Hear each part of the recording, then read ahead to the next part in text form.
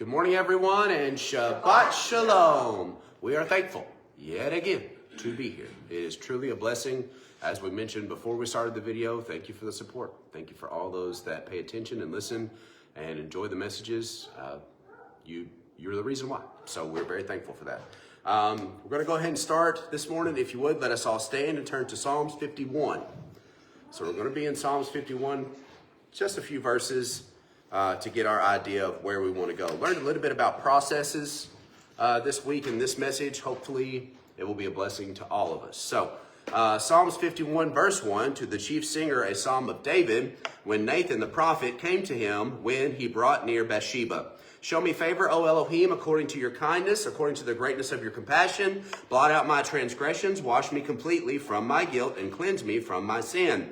For I know my transgressions, and my sin is ever before me. Against you, you alone, have I sinned and done evil in your eyes, that you might be proven right in your words, be clear when you judge. See, I was brought forth in wickedness, and in sin my mother conceived me. See, you have desired truth in the inward parts, and in the hidden part you make me know wisdom.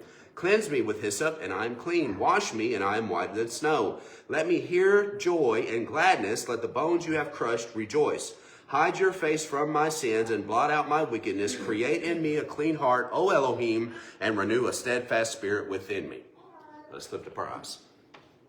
Hashem, Adonai, Elohim, Most High, Elyon, thank you for this day that you've given us. Thank you for your love. Thank you for this rest.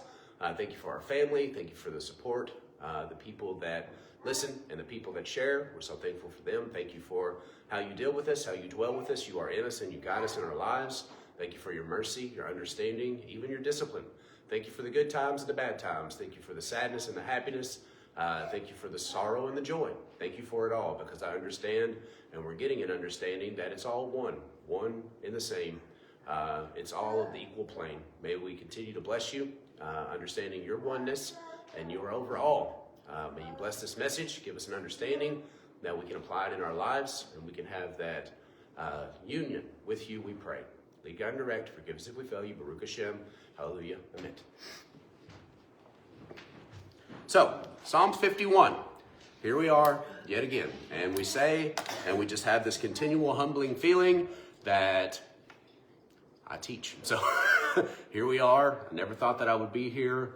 And God has brought us pretty far from where we used to be. So, continue to pray toward that manner. So, we're starting in Psalms 51 today. Verse 1, to the chief singer, a psalm of David, when Nathan the prophet came to him, when he brought near Bathsheba. We talked a little bit about that last week, being on the path of life, righteousness, doing what is right, integrity, all of that. And then by desire, by want and need, we get off the path, and we see this in David. So he went after Bathsheba because of desire. He desired to have her, like the tree was a thing that was desirable to make one wise. Same concept. You get off the path by unskilled desire. Okay? So he had a desire for Bathsheba, and then what did he do? He took her. So, show me favor, O Elohim, according to your kindness, according to the greatness of your compassion. Blot out my transgression. Wash. First word that we're going to talk about today is wash. It is kabos. Okay? Wash me completely from my guilt and cleanse me from my sin. So, wash, kabosh. It means wash by treading. Tread out my sin. Okay? It's going to get better. We're not stopping there. So, tread out my sin. Be washed. Washing out, trample. I don't know if you guys know the process, but we're going to talk about that today. The process of fulling. To be a fuller, and what that is. Fuller's soap, it says that talks about that in the Torah, in the Tanakh. What is the process of fulling? So, clothes were placed in a cleaning solution and trampled on. So what is the process of fulling? What they would do when you made a wool garment, you would full it to make it tighter. Okay? It would have loose threads, and when you fulled it, you were a fuller, is what you were, and you treaded it in a solution, and we'll talk about what the solution was later. I watched a video on the History Channel this morning about it, and if you don't know about the process, check the process out. What the process was and what the solution was. But you tread it out, and it makes it tighter. It makes the garment, it makes the wool tighter, and it turns it into felt. Okay? So, this is the process. You are degreasing fibers, removing glues, making the cloth more pure. So that's the whole process. You're making the cloth more pure by taking out the impurities. So when David says here, wash me, what is he talking about? Take out the impurities. And we'll talk about that more as we get on, because we see through this lens of impurities. And in order for us to see clearly, it must be washed. Okay? So, removing glues, making the cloth more pure, more loose, and voluminous before actually fulling it. Okay? So, before you put it in the chemical, in the soap, or whatever, it's very loose. It's not tight at all. You can literally see through the cloth. Okay?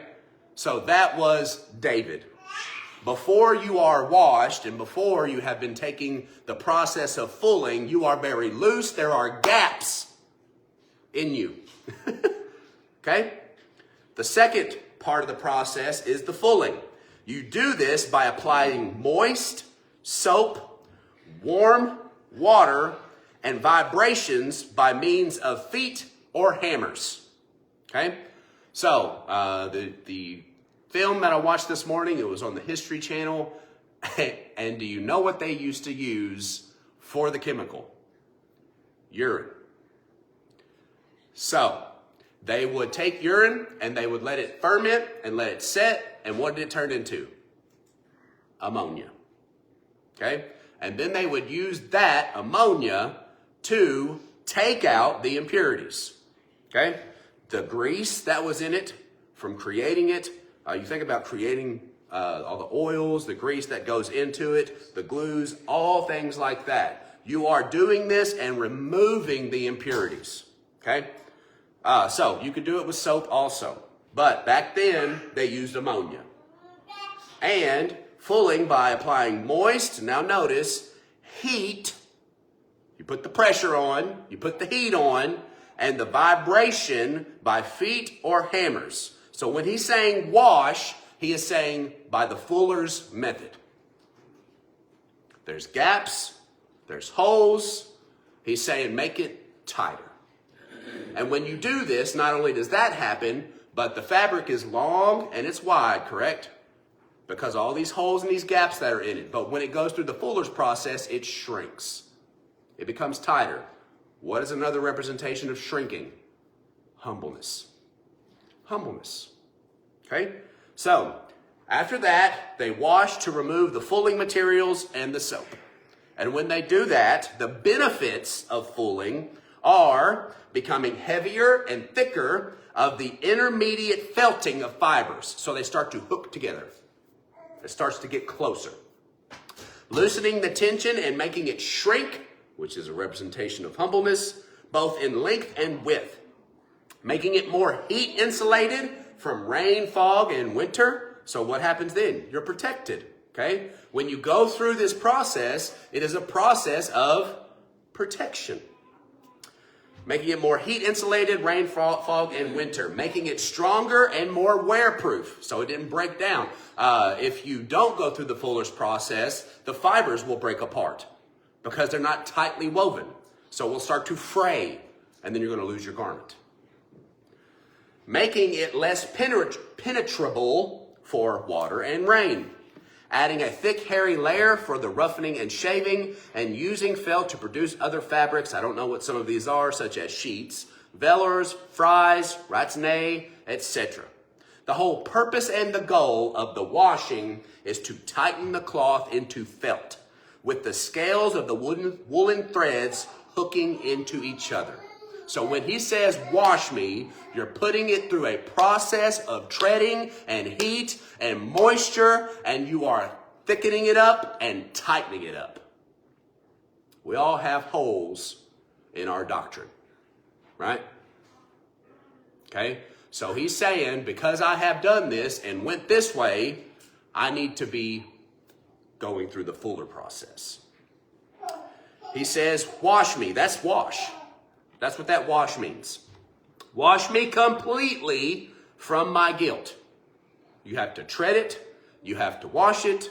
It is a process.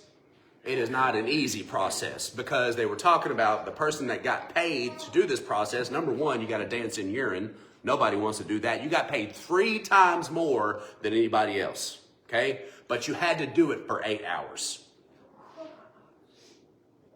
So it's not a quick process. Healing, regeneration, all of that is not a quick process. It takes time, okay?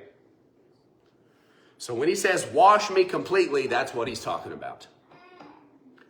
And cleanse me from my sin. That word cleanse is ta'ir. It is cleanse, to be bright and to be pure.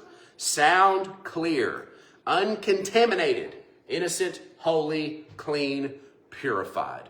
Today, I want us to get and to kind of understand and start to comprehend, if we haven't already got it, that there is union, there is oneness. One is not it without the other. We know darkness because of light, okay? Because they are one. So we will start with this quote or this saying: pain brings progress, okay? Pain brings progress. Can we have one without the other? Okay? Remember, sin is to miss the mark. That's what we were talking about last week. To go astray by deception. It is out of the way, off of the path. When David went off of the path, he asked God to wash him and to cleanse him, but he knows that it is a process. It's going to take time. And it does. So, wash me completely, verse 2, from my guilt, cleanse me from my sin, for I know my transgression and my sin is ever before me. Other words, he's saying, I admit it. I acknowledge it. I know what I have done. I admit it. Against you, you alone have I sinned and done evil in your eyes, that you might be proven right in your words. Be clear when you judge. See, I was brought forth in wickedness, in my sin, and my mother conceived me. See, you have desired truth in the inward parts, and in the hidden part you make me know wisdom. I want to hit that just really quick, because we talked about it last week. No matter how you explain a story, no matter how close someone gets to you, they will never completely know everything about you and everything that goes on within inside you. Okay? Because of our past experiences, the different ways we have learned to cope, the different events that we have been exposed to, our different environments. We might have even been in the same family, but we have not experienced the same things. And no matter what, and no matter how close, like we said, no matter the story that you tell, no one will ever get completely who you are inside. And we all develop different things, or we all develop differently throughout our experiences. Every single one of us. We are very, and I cannot say that more, but we get it all the time. We are all so very different. Every one of us. Inside. We interpret things differently. We see things differently, and we'll talk about that more as we continue on. So, he continues, and he says, be clear, judge me. And then he says, you have desired wisdom on the inward part. Cleanse me with hyssop, and I am clean. Wash me, and I am whiter than snow. Let me hear joy and gladness. Let the bones you have crushed rejoice.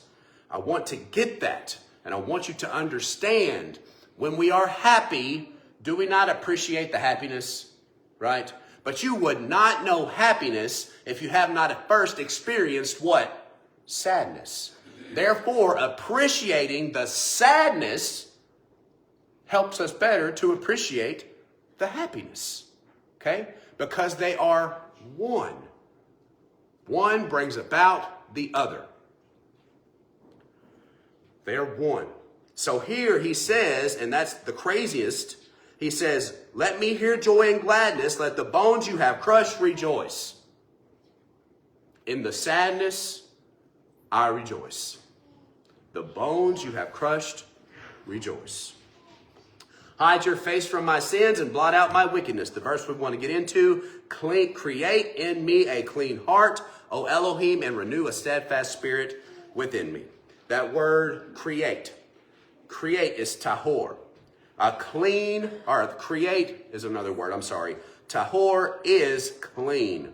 Create in me a clean heart. That is a pure heart. That is a clean heart. That is a fair heart. Heart is leb. Create in me purity of my inner man, a clean mind, a fair will, a pure heart, a clean understanding. Okay. We all see and we all have a perception. We all perceive things differently. Every single one of us. And what you perceive and how you see it, and it's all interpreted in your head. Okay? In your mind. The way you see it and the way you want it to be. I cannot remember the exact percentage, but your senses are only, I'll try to hit it as close as I can, 0.0000035% of reality. Okay? What you see is only that percentage of what is. There is a whole nother plane. There is a whole nother consciousness. There's a whole nother way of thinking that we have not even tapped into. A lot of times we think that seeing is believing, but seeing is not always believing. Because you see through your past experiences, and that's your perception. And it might not be that way. Okay? That is the illusion. So, we have this excerpt. What we see is altered by the process of perception.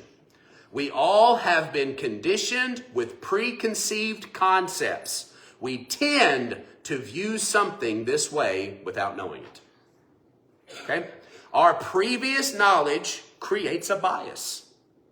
We are very biased people. We like things to be a certain way. Okay? We're biased. We're biased towards this. We're biased towards that. We lean towards this more than we lean towards that. Okay? Making us unable to understand new information. Creating a problem.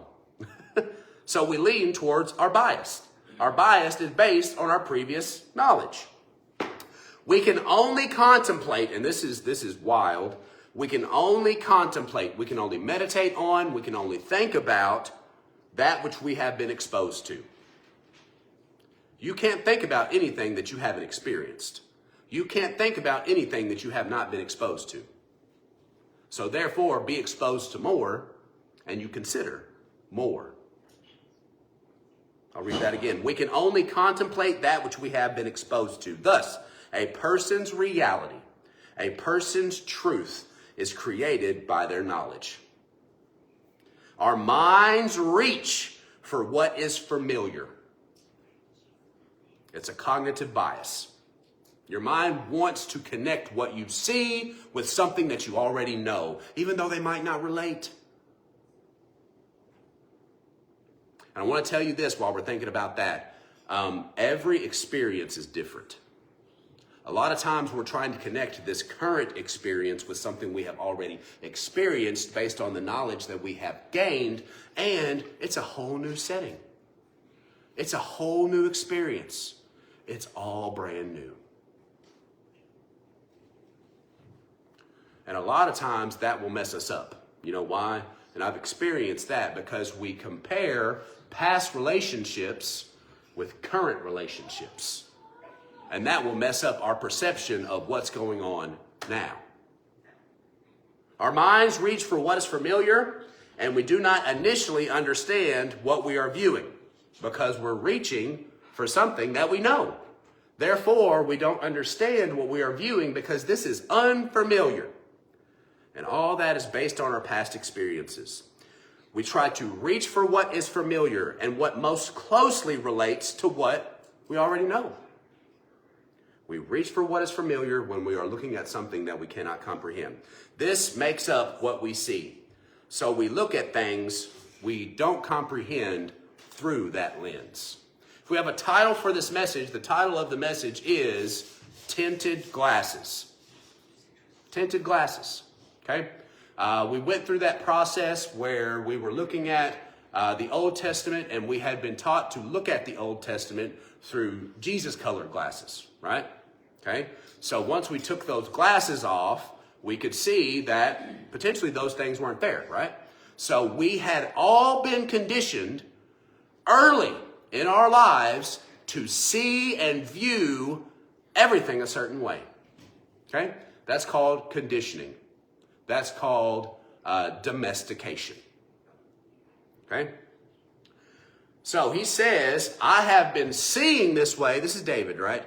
I have been seeing this way. I have been looking this way. And you have got to do something to make what I see and the vision I have pure. Because every single one of us have a perception, and it is based on the knowledge that we already have, and we have an internal cognitive bias. We lean that way. We lean that way. And it might not be right. It might not be true. So he says, create in me a clean heart. That is a pure understanding. A clear mind. And then he says, renew in me a right spirit. Right is kun. It is to be erect, a proper, order, prepared, stable, secure, restored ruach, a prepared character, a stable disposition, an order in life, the stable breathing, a proper breath. I want a pure view, a clear vision, unbiased. What influences our bias? The influence upon bias is our background. It's our background, our personal experiences, societal stereotypes, and cultural context. We view our world through these categories. So in that setting, and with David here, he is viewing with an adulterated vision. And he takes Bathsheba, and then after taking Bathsheba, he says, I acknowledge what I have done, purify my vision. To see clearly. We all view this world through our bias, through our perception. And it's all related to us and how we see it and what we do, because it's our vision. Ecclesiastes chapter 7.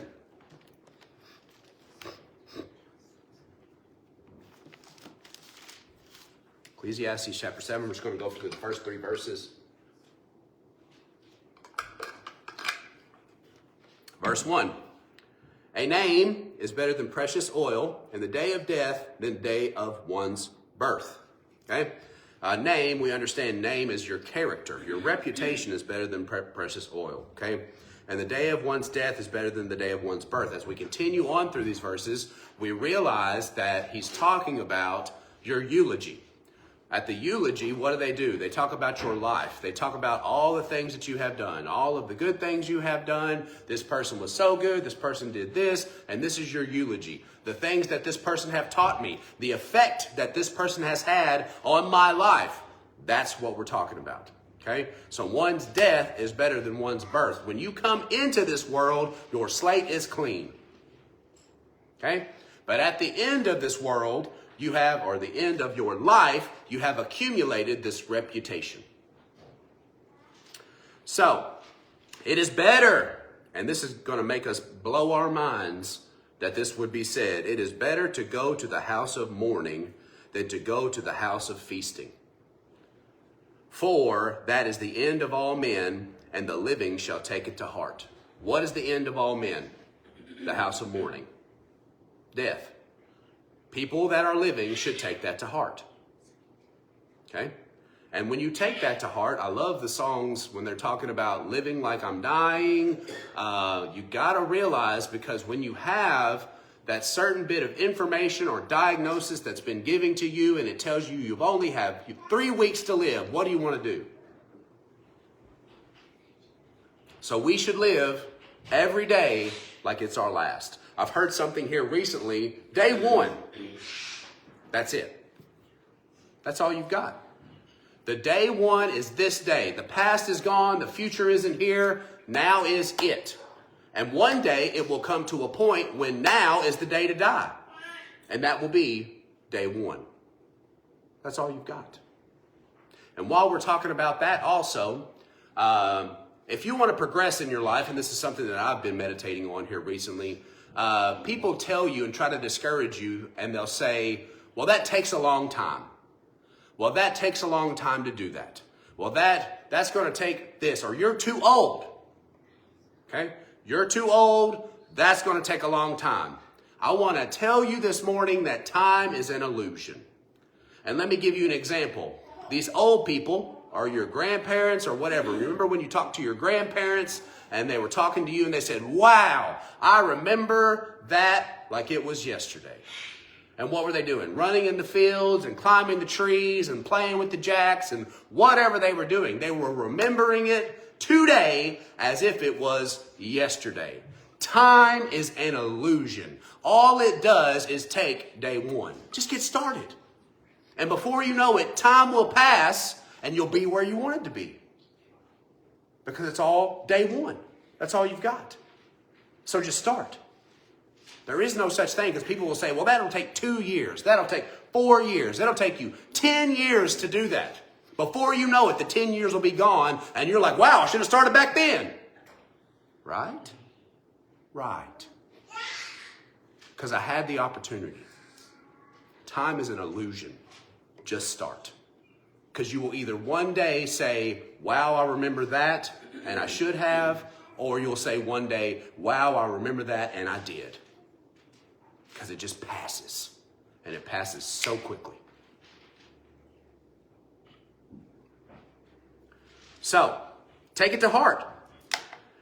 He says the house of mourning is better than the house of feasting. And you know what that is? And we'll talk about that too. Everything is one. Everything has this oneness. And we've been taught this duality, that one is better than the other. We attract the happiness and we avert the evil, or we avert the trouble. But both are one. And we've read that verse, and we'll read it again today, that Hashem is one and he does it all. So in order to have that union with God and that unity with God, you have to realize that he does it all. And it's one. This happens, so this can happen. And this happens, so this can happen. And you think about it, the best way to describe it is the seasons. That it has to die in order for more to be born. You think about the soil. The soil can't continue to have crops in it for them to grow. Otherwise, you're going to completely deplete all of the vitamins and minerals that are in the soil. You can't do it. It's not possible. It doesn't work that way. So therefore, you have to reap and sow. Because it's all one. It's oneness. So he says, sorrow is better than laughter, for by sadness of the heart, sadness of the face, the heart is made better. It is one. It is unity. You have to have sorrow. So, through sorrow, we consider the seriousness of life, evaluate the situation, and make changes to improve our life. Carla McLaren, the one that wrote the emotions and the emotional language, the sadness family helps us to release things that aren't working and mourn things that are gone so that you can relax, let go, and rejuvenate yourself. But you know what the two problems are here? We can't release things, so we attach, and we haven't properly mourned it yet. So you're still attached to it. You haven't released things that aren't working for you. You're still holding on to some idea. You're still holding on to some identity, and you need to let it burn. That's where that burning the contracts comes from. You set these ideas in your mind of things that you're holding on, and then you take it, and with a mental activity, you put it to the fire. You take it outside of yourself, and you burn it. and then you let it go. We have not been able to completely release things that aren't working for us, and we haven't properly mourned. In order to let go, relax, and rejuvenate. So, sorrow is better than laughter, for by the sadness of the face, the heart becomes better. So, through this, we consider the seriousness of life, evaluate the situation, and make changes to improve it. Humbleness prepares us to listen, receive, and learn. Deuteronomy 32.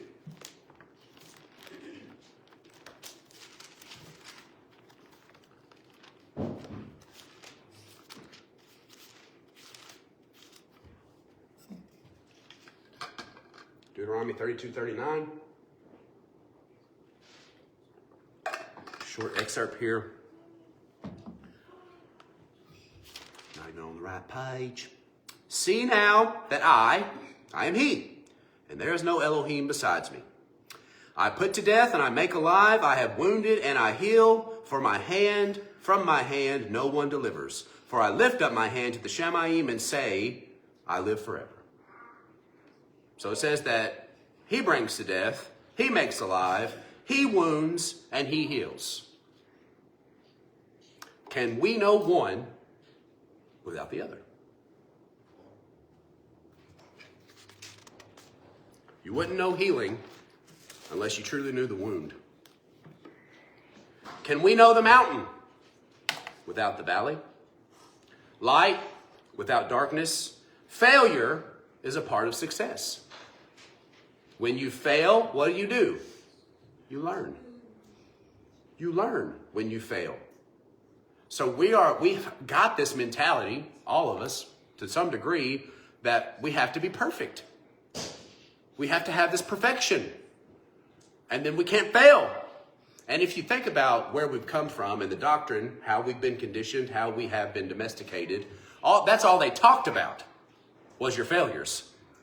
That was the main focus. You failed, you are completely undone, your heart is desperately wicked, you can't know good, you can't do good, you need this, right? There was no balance. It was all this. And you are bad, you're horrible, how dare you? But you can't know this without first knowing that. So they are one. It's unity. What is light without darkness? Failure is good. Failure teaches you.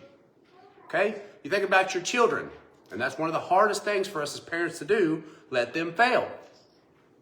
I tell you, I looked at my transcript from high school. Not that great. I had to learn. I had to get serious. I was close to failing. So, through that, I got better. Failure is a part of success. You cannot really have one without the other. So, get comfortable with failing. Get comfortable with making mistakes. There is a difference in Torah, and he says, if you unintentionally do this, there shall be a sacrifice. You're forgiven. But if you intentionally do it, that's when there is no forgiveness. You receive the judgment for it, correct? That's what it says in Torah. So, failure is an understanding part of your success. You're learning. You're learning. But we need to be able to apply what we have learned. So pain brings process. We do not always, and let's just talk about mental pain and pain to our emotion and pain to our ego, right? So pain to the ego breaks the ego down. But sometimes we don't always want to hear what people have to tell us. And what do? We put up this wall and we're not going to listen and we become hardened, and it's good information. So in order for us to heal and hear, we must accept that this person potentially could be telling me something that's right. Pain brings progress. What does he say in Proverbs? Instruction is the way to life. If we resist the pain, avoid it. That's what we've been taught our whole lives, aversion and attraction. You want to attract the good and avert from this over here. Like, don't feel sadness. And you always want to be happy. And that's not reality. It doesn't work like that. You can't always be happy. And the other side of that is everything changes. You can't always be sad. You have to be able to be aware, though. I love in Jeremiah, I believe, it says, and the one that does not honor God, and the one that does not look for God and does not trust in him, that's what it says. The one who does not trust in him shall be like one in a dry place. They shall not see when the good comes. That's what that means. If you're so caught up in life and how bad it is, you won't even recognize when the good comes because you're unaware of the good. It's there, though. And you can find goodness in life everywhere. And even when you are sad, sorrow is better than laughter because of the face, it makes it better. So if you could understand and get your mind in the right place that this is good for me, it is good for me, you'll change your perspective. Pain brings progress. Instruction is the way of life. If we resist the pain and we avoid it and we avert it, does it go away? No, it increases. Anesthetizing. You're trying to numb it. The more you numb it, the greater it gets. Acceptance is key. Accept it. Because pain plus resistance equals suffering. Pain is a part of life. You can't always feel good. You can't always be good. It doesn't always go exactly the way you wanted it to. And thank God, because the world would be messed up if we got everything we wanted. Try to practice anymore. Non-resistance, non-attachment, non-judgment. Okay? Non-resistance, non-attachment, non-judgment. I believe God puts things before you for a reason. I learned things in my life that I could not have learned any other way because of what God did for me and what he put before me and how he taught me through it. So non-resistance, non-attachment. A non-attachment is some identity, some form of life, some way of life that you want. When you have this idea of the way that life is going, if you continue to attach yourself to that one way of life, it will cause suffering for you because it doesn't always go the way we want it to. And the one that I've really been thinking about here recently is non-judgment. And what does that mean? Okay? And the way that I experienced it here recently was I was driving and there was a very slow person. I stopped at the stoplight and this slow person was just driving and I couldn't turn out until they passed. So what do I say? I don't like this. I'm angry. Non-judgment is not holding on to likes and dislikes. Because judgment is, I like this, I don't like that. And I didn't like that that person was driving so slow, so what did it make me do? It made me angry. Non-judgment at the basis of it is likes and dislikes. I like this, I don't like that. When we don't like this, we avert it. We're trying to get away. When we do like this, we attract it. We want more of it. And you got to realize that it's all one and it all comes to you in its given time. Hard times and good times, both. They come to you. So, non-judgment can be broken down into likes and dislikes. I did not like the fact that that person was driving very slow, but did it change it by any means? It didn't change any of it. It changed me. I was the one that needed to change because of what was happening. So, we spend our lives averting and attaching the pain. Let it be. I hear it, listen to it, it has a message. Pain plus resistance equals suffering. Isaiah 45:7, I form the light and create darkness. I make peace and create evil. I, the Lord, have done all these. Deuteronomy 6:4, Hear, O Israel, the Lord our God is one. What did he say? I wound and I heal. I kill and I make alive. I am the only one and I do this. And a lot of people teach giving the devil credit, right?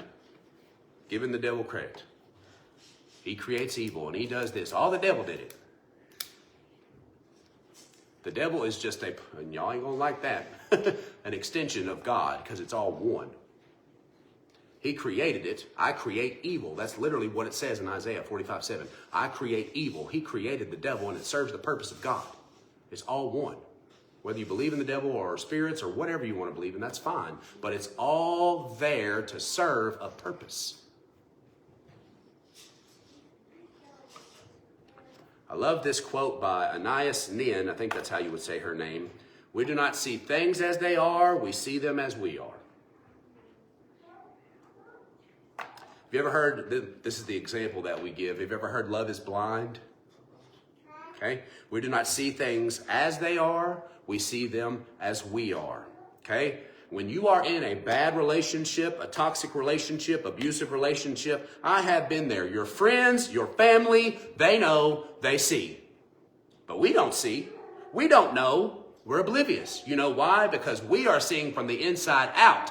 We are seeing things that are governed by bias, emotion, feelings. That's how we are seeing. They are seeing objectively, which is from the outside in. They know we're unhappy. They know that we're miserable. They know we're being mistreated. See things for what they are, not what we want them to be. That's where the illusion comes from. Because we fight and we try so hard to make things the way we want them to be, and it's just not the reality. We want. That's what we talked about last week. We want, desire, have a desire to have things a certain way. And that often is helped by our perception, which clouds the reality.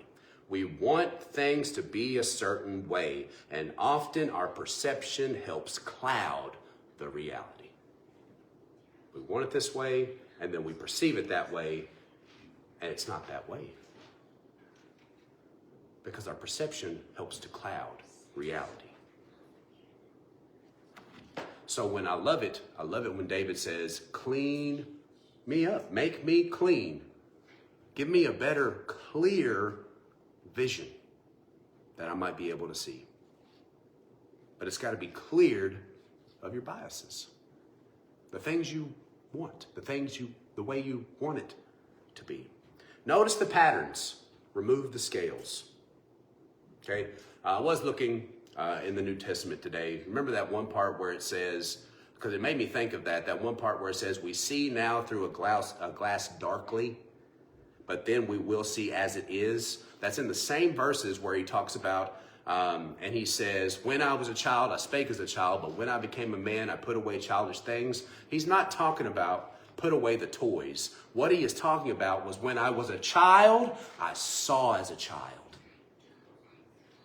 But when I became a man, I started to see as a man. And I became better at seeing. My vision became clearer.